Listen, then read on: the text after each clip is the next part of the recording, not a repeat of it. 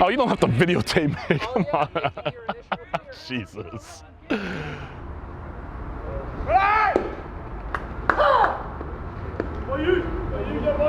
Dan, I don't know if you got that pitch on video. If you did, I want to remind Brad that it is absolutely fine to go out to the side. But as the catcher was throwing the ball to second base there, he turned his head and looked at me. I'm directly to his right. If you're going to point that, you still got to keep your head forward in case there's interference or all sorts of other stuff that can happen.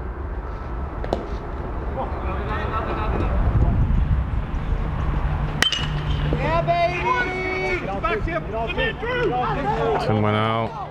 Drew saw the touch at first. All right, pretty decent job of Brad coming across there. Not a bad job, fellas. Not a bad job. Hey, nice job, fellas. You look good on that.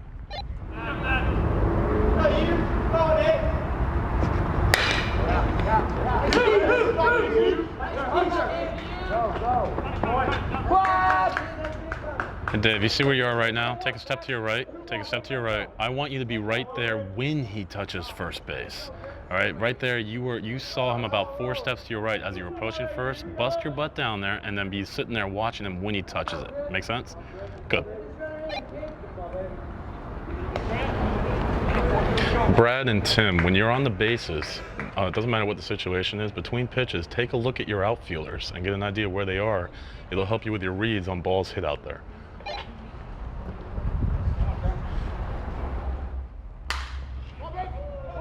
Oh, no.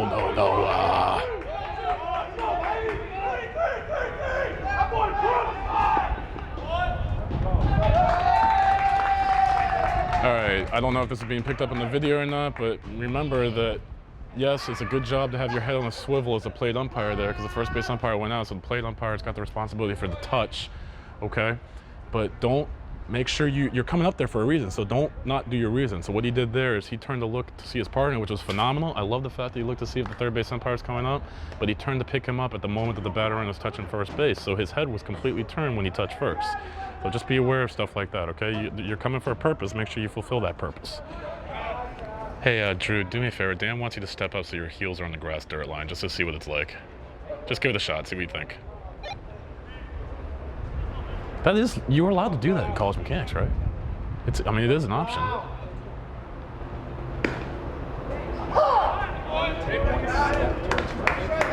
Okay, now he would like you to take 1 step toward first.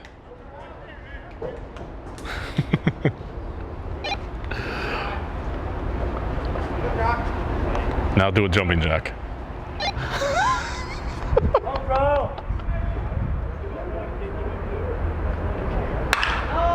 Go ahead, that a boy. Good read, Brad. Good read, Brad.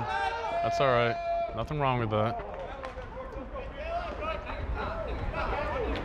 Dave, nice job getting over to the first base side of the field there. There's clearly not going to be a play on the runner from second, rounding third. Make sure that you do give a glance back to make sure he's going home, because in case he trips or something stupid happens.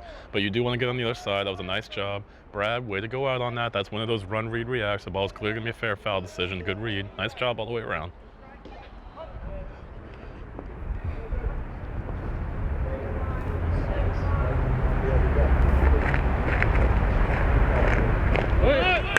Good ball.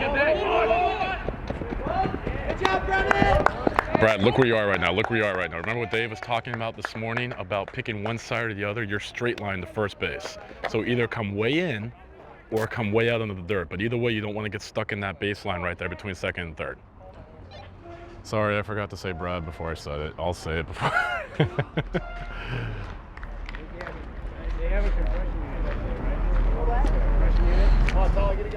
Biggest thing I'm seeing with you, you got to get a lot more forceful with the strike mechanic. You're coming up and it's just a, right? I mean, everything. Build your intensity with everything. Like I was talking to Dan. Out here, there's a dugout with a team in it, and there's maybe a handful of fans, right? And they're not even cheering.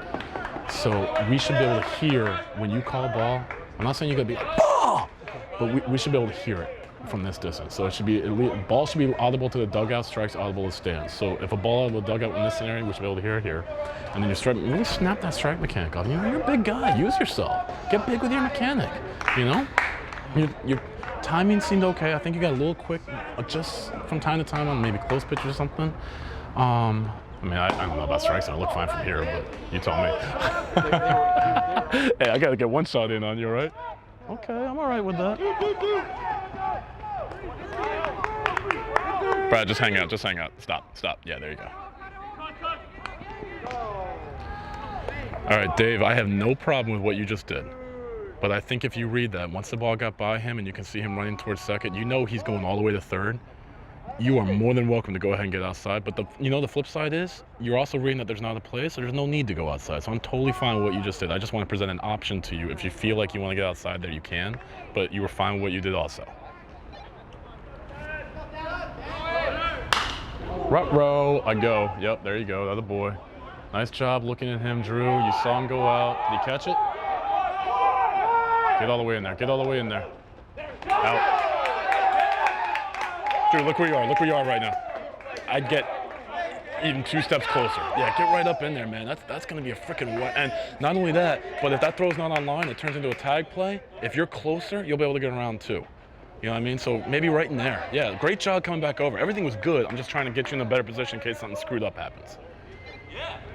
Dave, good read on that. Way to go out on that. I might give an out mechanic just because it's so far from home plate. There's nothing wrong with not doing it, but I might just give something casual just because. What did I say? Oh, you can't hear me or you can't? Yeah.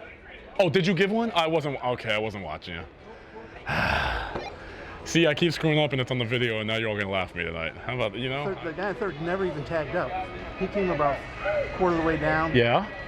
Started going back and then they got him out at first base. Oh, so he didn't cross the plate. Oh, not even close. Oh, I thought when you said he never tagged up that he just ran across. I thought that's what you meant. No. Wow, that's really bad base running. Holy smokes. Yeah. That's why I was wondering. It should have been a time play if he was base running correctly. It would have been close, probably. Let me ask you this: what if he hadn't tagged up and just crossed the plate? What if he just ran and crossed the plate and then they get him out of first base? Does that run score? Let's say he doesn't go back. He just keeps going and he crosses the plate and then they get him out of first base. Does the run score? No. Does it? It doesn't. Why not? Because it's a force play here. What kind of play is that at first? It's not a force play. That's an appeal play.